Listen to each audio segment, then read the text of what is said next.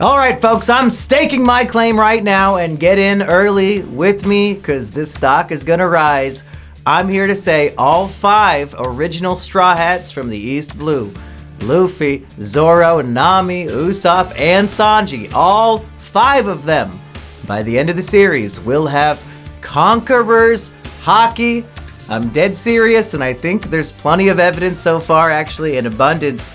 So much so that it's almost embarrassing that everybody isn't already saying this. And mega spoiler alert, because this will feature evidence throughout all of One Piece. This was inspired by, in the new chapter, 1152, saying, oh yeah, one of you has Conqueror's Haki other than Luffy. And Sanji's like, oh, I bet it's me, huh? But it's Zoro. We already knew that from Wano. But I got to thinking, well, Sanji's a pretty good candidate to have it anyway. And then I realized, so is Nami and so is Usopp. So let's just go through it real quick and see if I'm full of shit. So Luffy, confirmed. Zoro, confirmed. Nami. Now the evidence here, many people will write off as a gag moment, but need I remind you, and I was considering doing a very sarcastic, rude voice for this, but no, I'll just be blunt and serious. We all know that jokes in One Piece often are foreshadowing and even just blatant evidence of important story information. It happens all the time. Usopp himself is always lying and then his stuff comes true. It's stuff like that. The fact that Nami can beat up Luffy and Zoro because a fist of love causes damage. I don't think that's supposed to be armament haki, like she's actually hurting them. It's a joke, but it's true. But chapter 10, 58, I say this is not a gag moment, and in fact, it's such a major reveal that Oda immediately has to do the new bounties one panel later so that you forget about it. But Nami is absolutely pissed. I think this is the very first chapter of Egghead or the very end of Wano. And Jinbei is usually a pretty serious guy. He'll laugh along when everybody else is being stupid, and he enjoys that sort of company. But here, we see Nami so angry that literally Conqueror's Haki is bouncing off of her.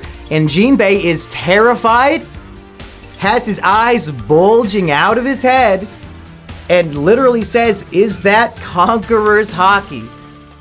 Still worried and scared, but then it's completely forgotten because, again, next panel, the news coup shows up with the bounties. Jinbei is not used as a gag character in that way. I don't think he's joking when he asks that question.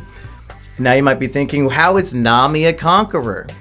Well, her backstory is literally that she is an orphan baby that was found by a female marine. Is it out of the realm of possibility that a female marine might have been stationed to Amazon Lily? Just, to be nice to this island that only allows women on it. And I don't know if necessarily Nami was found there, but the idea tracks. And I know this is probably a case of all female characters in One Piece looking pretty much the same, but recently in the anime, they showed the Rocks Pirates invading God Valley. And the Kuja member of the crew, the Amazon Lily princess of Rocks Pirates, looks just like Nami, has the same hair color and everything, so I don't think it's out of the realm of possibility that Nami is a long-lost princess of Amazon Lily. I know when people bring that up, idiots will show this stupid meme of, what if Zoro's dead fall down the stairs girlfriend is really the giant elephant? But that's for claims that don't have any value at all. Like, these characters look fucking the same, and Nami's literally an orphan with no last name. The only other character in the crew to be like that was Sanji, he didn't have a last name. Why? Because he was a secret prince. Why does Nami have no last name, folks? I think it works out. And if we're being completely honest, Boa Hancock has Conqueror's Haki, and in terms of power, I think in a fight, 1v1, at this point, and I'm serious, Nami could probably win against Boa. Is Nami Possibly bisexual? Yes, because she did get horny for Khalifa, but I don't think she would get turned to stone from Boa.